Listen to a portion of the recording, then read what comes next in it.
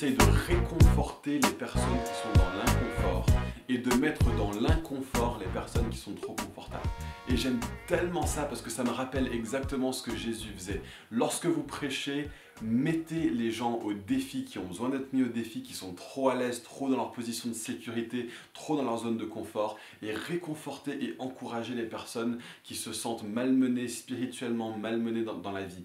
Jésus avait un message d'encouragement et d'accueil et de réconfort pour les personnes qui se sentaient harassées par la vie, qui se sentaient opprimées par la vie, qui se sentaient opprimées spirituellement, qui ne connaissaient pas leur Père. Il leur dit: quand vous priez, dites notre Père qui est aux cieux. Et en même temps, il était absolument sans relâche, il était sans miséricorde presque avec les pharisiens. C'était pour leur bien, c'était pour leur cause qu'il le faisait.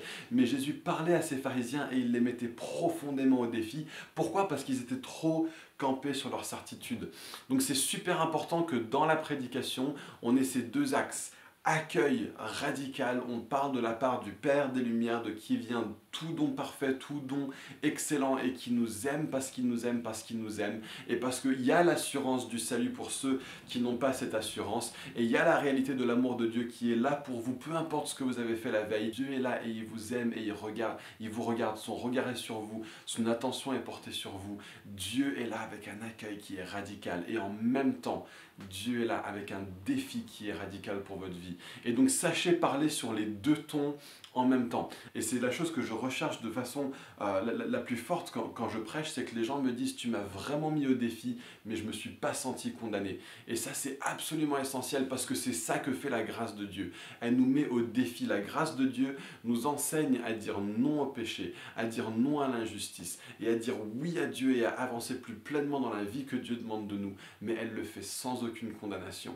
Et donc c'est exactement comme ça que Jésus prêchait. Il y avait des personnes qui avaient juste besoin d'entendre un bon petit défi, un bon petit coup de pied aux fesses. Et la prédication qui est équilibrée, qui est juste, qui est biblique, elle va faire ça. Elle va pas juste dire les choses aux gens sympas que les gens ont envie d'entendre. Elle va dire les choses qui sont pas forcément faciles à entendre, que les gens ont besoin d'entendre. Mais elle va aussi prendre le parti de dire: je vais me tenir à côté des personnes qui sont opprimées et qui sont harassées. Et je vais dire que le roseau qui ploie, je ne vais pas le briser par ma prédication. Je ne vais pas mettre un poids qui est trop fort, qui est trop lourd sur la personne, un poids que Dieu lui-même ne place pas sur la personne.